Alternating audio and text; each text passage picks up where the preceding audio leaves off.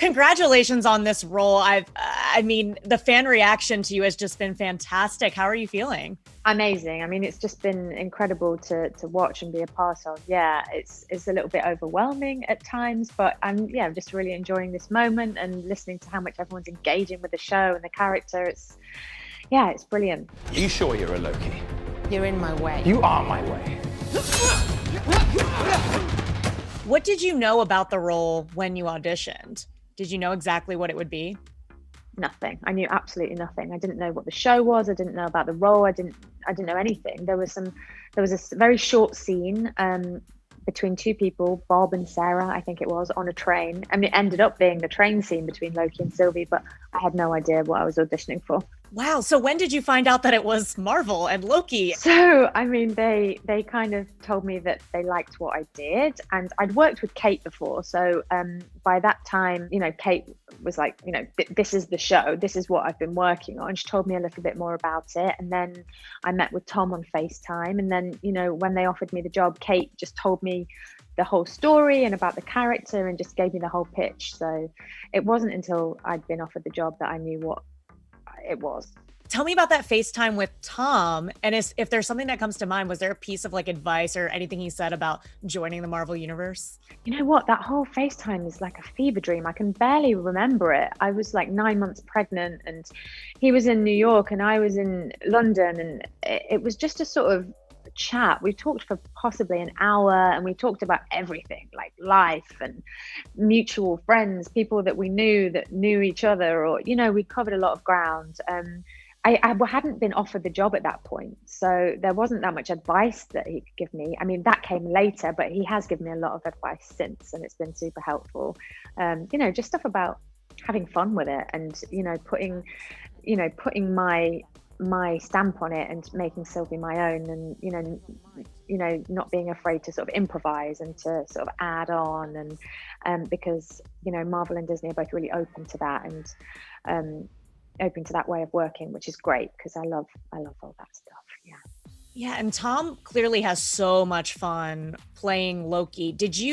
Sylvie's obviously a different character, but was there anything that you saw in Tom Hiddleston's portrayal that you infused into Sylvie at all? I think, like you say, watching Tom play Loki, you can tell how much fun he's having and how much he's enjoying the mischievousness of it and the chaotic nature of it. So I definitely tried to channel that in my own way and just really have fun with it and have fun with Sylvie's sort of cheekiness and her sarcasm and the mischief and the chaos, and just go with it. I definitely was inspired by that. Watching you two just play off each other is such a joy. One of my favorite things about this show, or the Marvel shows in general, is since they're week to week, there's this place for fan theories and just Reddit wormholes. Have you been following along with all the fan theories so far? And do you have a favorite that you've read? I mean, it's impossible to follow everything because there's so much stuff. I dip in though, and I try and sort of, have an eye on what people are thinking. There was one I heard earlier actually about the postman. So, something about in episode 3, Sylvie says something about a postman that she's been having a long distance relationship with. Right. She's being sarcastic basically, but there's been a whole theory about who this postman might be and where he is and if he's going to make an appearance. That's the theory that I'm really enjoying. We'll latch on to anything. Yeah.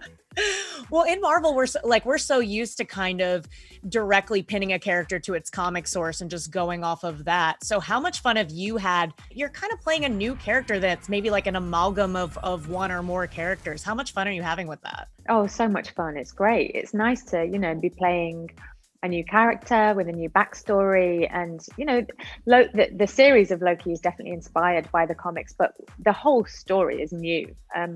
Everything is... a new story for us to tell and for people to enjoy, and it's wonderful. Yeah, it's really exciting. I did a bit of research and I rewatched the films and that kind of thing, but it was important for me to make Sylvie a unique character, so I really wanted to have fun with it and sort of start from scratch in a way. And Kate was really supportive of that and was just like, so do whatever you want, play, have fun, we'll tell you if if it's bad. That kind of thing. Or perhaps another prince. A bit of both. I suspect the same as you. Loki confirms he's bisexual in the series, and Sylvie seemingly confirms that as well. What did it mean to you to be a part of that moment? Because it was such a monumental moment in Marvel. Huge. It's hugely important for me and to so many people. And, representation is so powerful, and it's been a long time coming. And I'm very proud that I've been a part of finally, Loki coming out.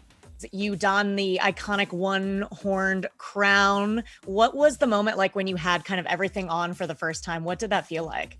It felt pretty good. I felt like, okay, now I'm Sylvie. Watch out. Stay out of my way. I think something happens when I put the outfit on.